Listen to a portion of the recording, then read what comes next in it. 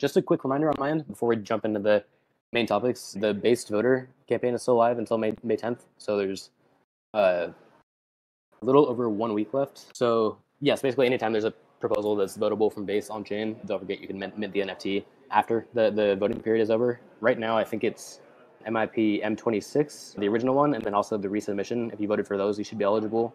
And then it's also MIP B17, which should be wrapping up today. So as soon as that's done, a little bit after that's done, you can log in and go ahead and mint the NFT if you haven't already.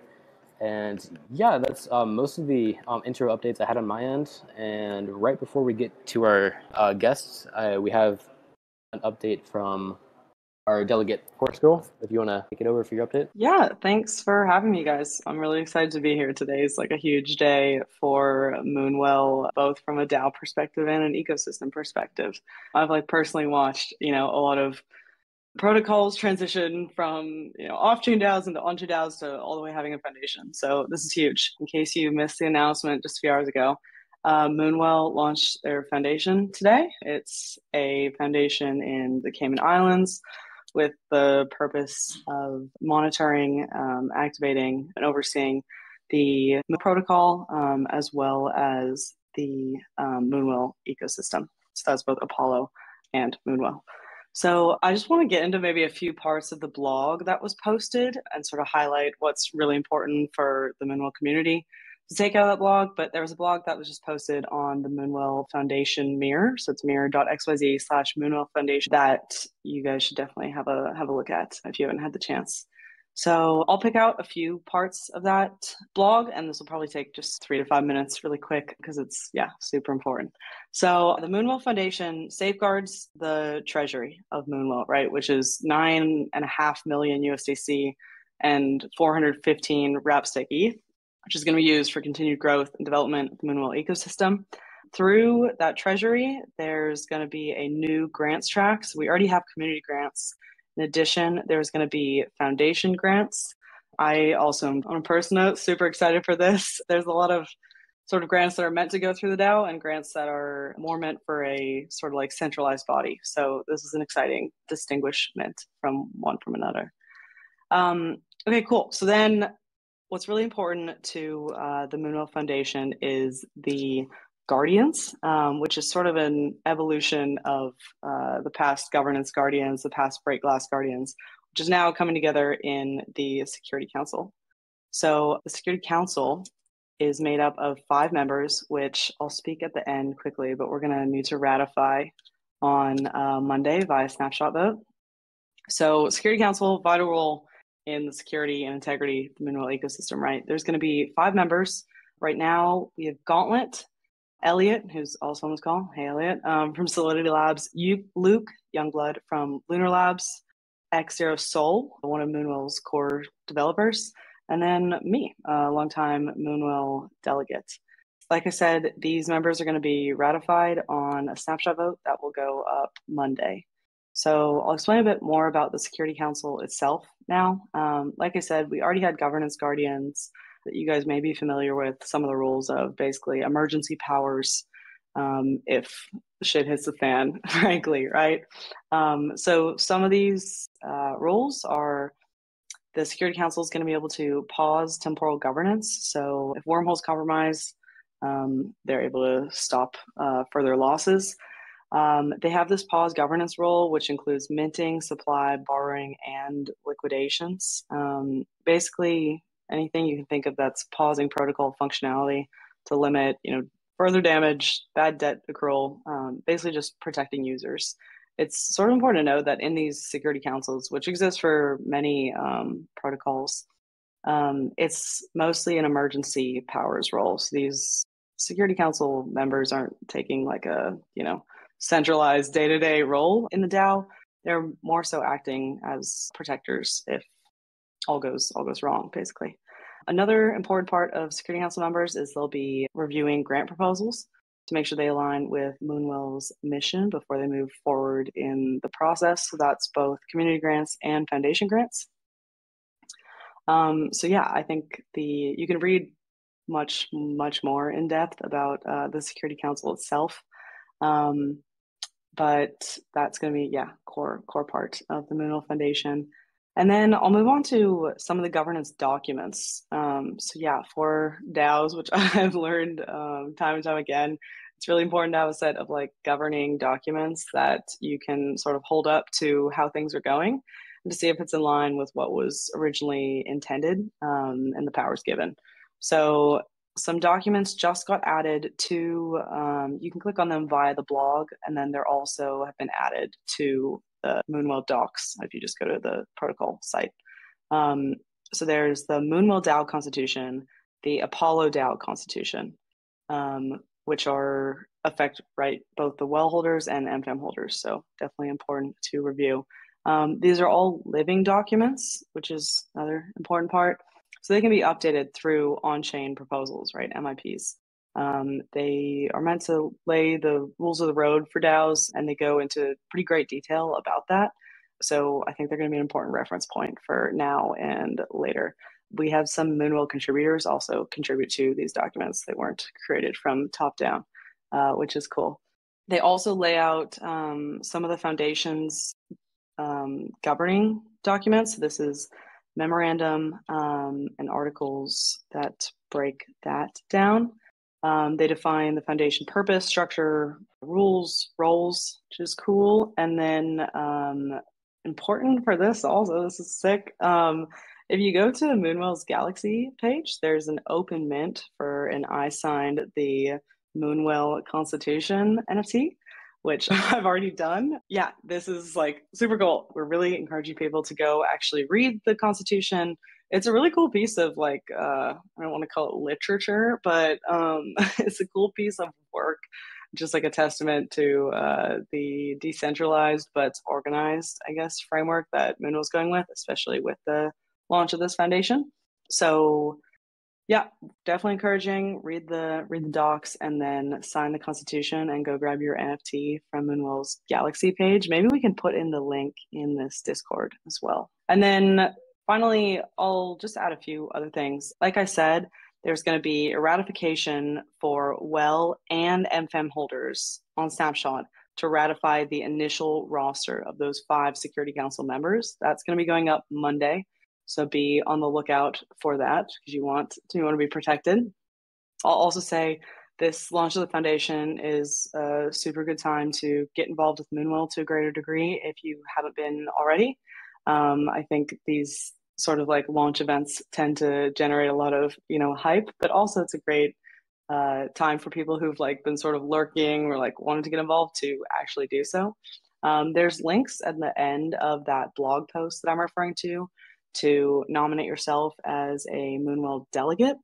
You're also welcome to just start, ripping the governance forum, seeing what's on there, posting on there, asking questions. And then also in the Moonwell Discord, Moonwell supports many sub-communities and language groups, which is really exciting. So there should be a lot for everyone on there. I'm also excited to start contributing to the Moonwell Spanish. That's going to be my goal of the new launch stuff.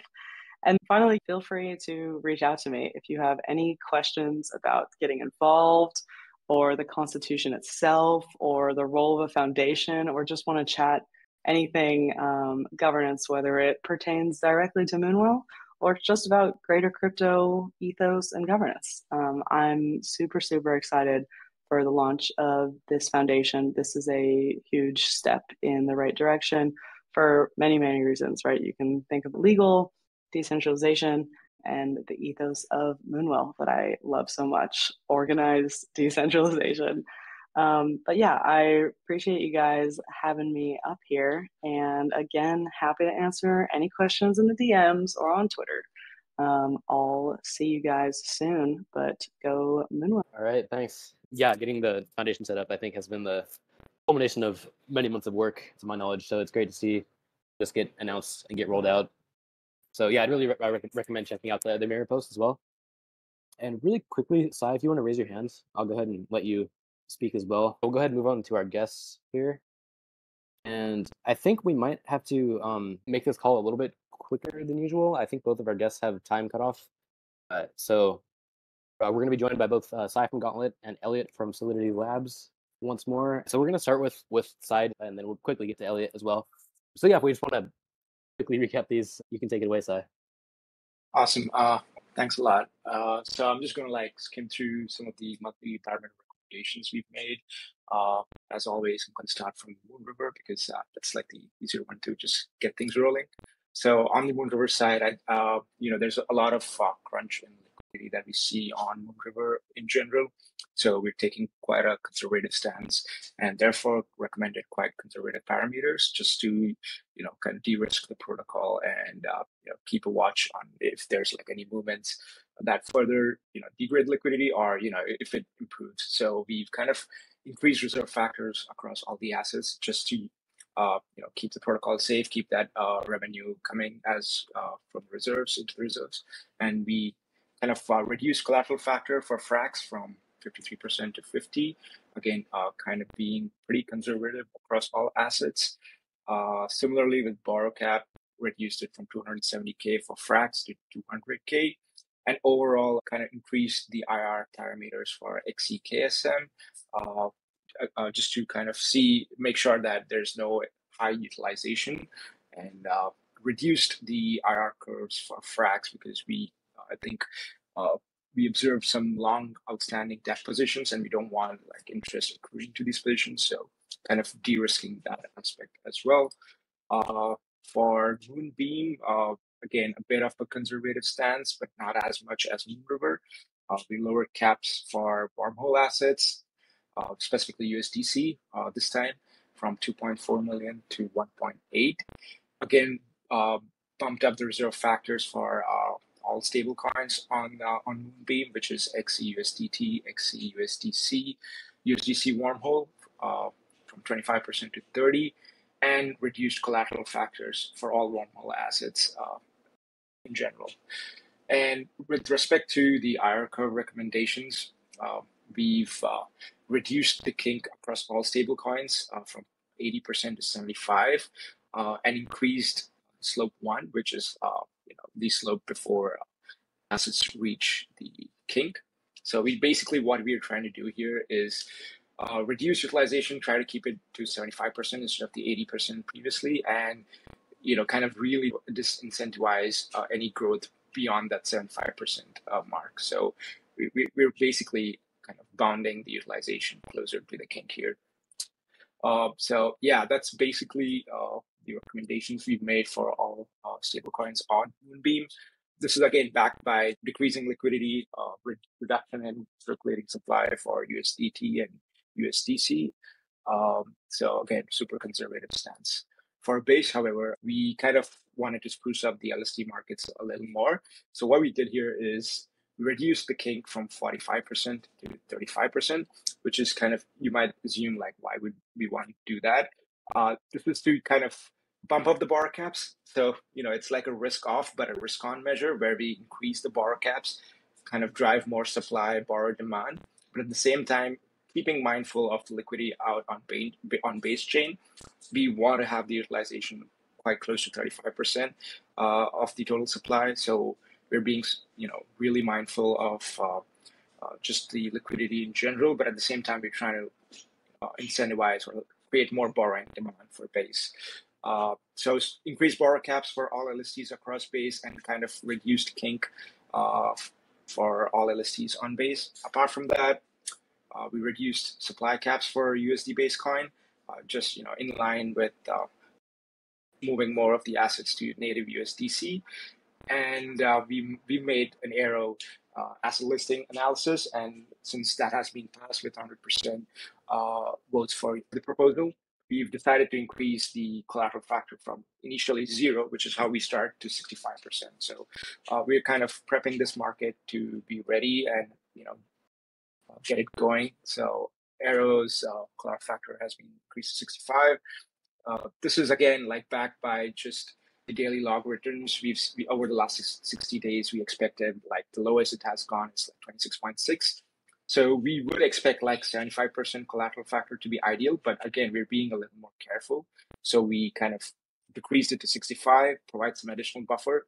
And if the market picks up and there's more demand, we're happy to make any more changes to the collateral factor. But yeah, that's basically the Moonbeam base and Moonriver recommendations, and also a little bit about Arrow. Perfect. And the weekly market update? Oh, of course, yes. So regarding the weekly market updates, you've kind of seen a great boost in borrowing capacity. I think base has kind of crossed or is averaging about 100 million in borrows over the last few days, so that's pretty cool.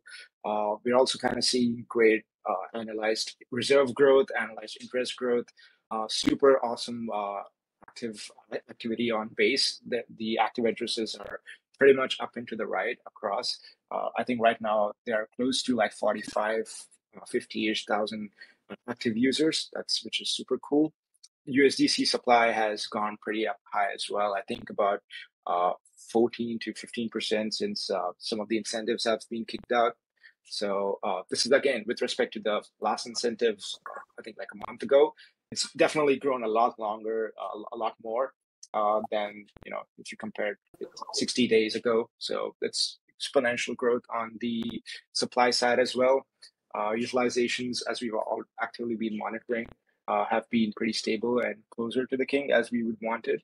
And yeah, so again, just the Moonbeam and Moonriver markets, they're just being constrained by liquidity in general.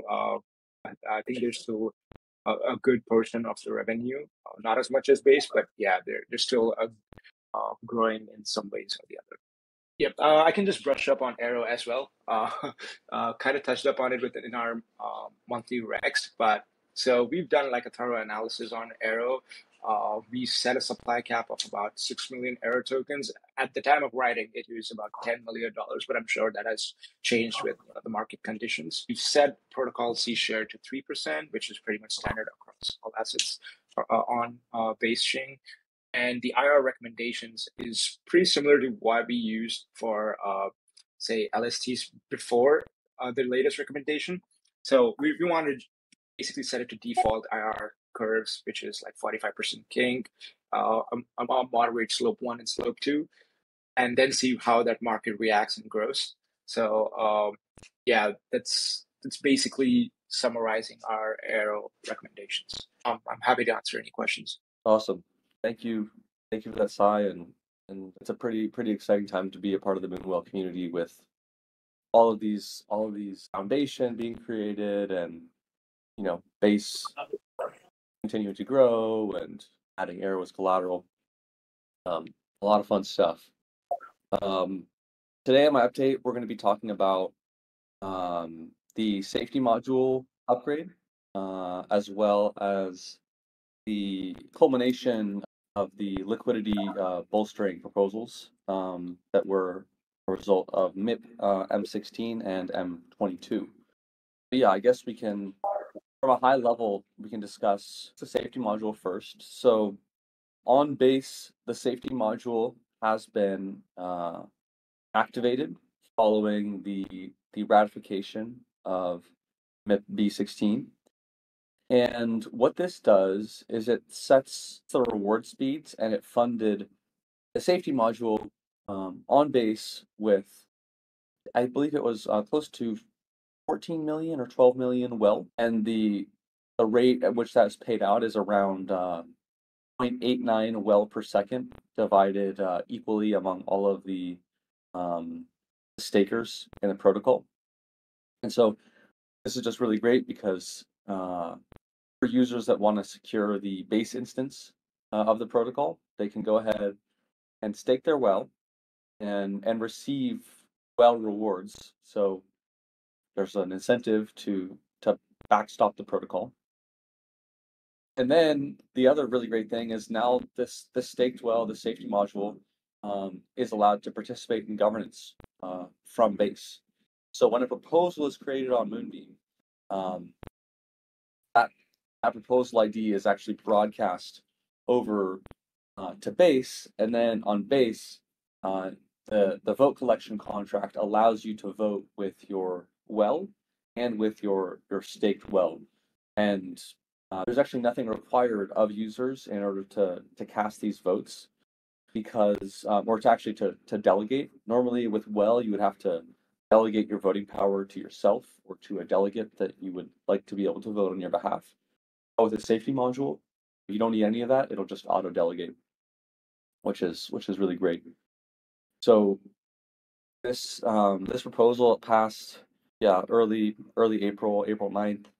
There were some learnings around governance tooling and how we improve that. So we've done a full retrospective internally to enhance tooling and add just a whole bunch more tests on the governance proposal side. Yeah, I think this is all really great for users, and it's great to see kind of have a safety module going live and getting rewards. And I believe right now it's close to 18% APY. Also, on the note of the new well token that's been deployed multi-chain, I believe last I checked there had been over 500 million well migrated over to base, which is really exciting to see that users are choosing to migrate, and now that you know those tokens can be in the safety module or they can go ahead and participate in governance.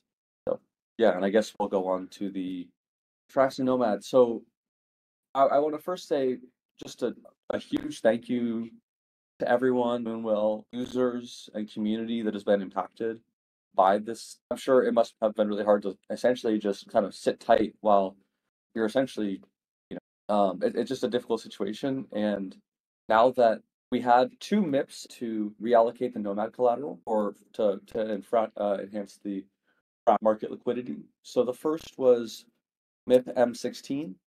And what this did was this upgraded the Nomad M tokens and then swept the underlying assets to a multi-sig. And then the second proposal, MIP M22, upgraded the Frax and XC dot markets to enable the repaying of this bad debt. It's been, we had initially thought it would take kind of 2 months to get this done, and it ended up taking pretty much almost double that because it took about 3.5 months. Because there were so many obstacles in the way. So the first thing was it took forever to get the NFT to bridge the assets back through Nomad. That took a really long time. There was like at least 2 weeks over email. It took 3 weeks. It took like a month to get in contact with the Nomad team. Then after we were in touch with them, it took a while for them to mint us the NFT. And then even once the NFT was minted, bridging back to mainnet literally didn't work. Like the first test transactions that we sent, literally just it was like nothing happened. So then we had to go get in touch with the Nomad team and then have them get the bridge working again. And all along the way, there were so many roadblocks. But now it's done, and with the proceeds from the Nomad collateral, there were approximately 2.8 million Frax that were made available, and those were then used on April 9th. They repaid the bad debt, and so that reduced the bad debt to around 200,000 Frax. And then yesterday, a transaction was sent that further repaid bad debt with the protocol reserves, and this actually repaid an additional, I believe, 187,000 in bad debt, leaving only $19,000 in Frax bad debt. So it's just pretty incredible to have the liquidity pretty much fully restored to the Frax market, and as the XC dot market continues accruing reserves, then those reserves can be further used to pay down bad debt. So for the entire Moonwell community, I want to thank you for sitting tight. And yeah, it's pretty incredible that this is done, and I'm really happy with what we were able to achieve here. So. All right, thanks, Elliot. And yeah, that's gonna be it. I think that was a shorter call today. Thank you for the speakers for being adaptable and accommodative for the quicker schedule. Lots of milestones this month, and I'm glad we could discuss them. And yeah, I'll see you guys all next month, early June. Take care, guys.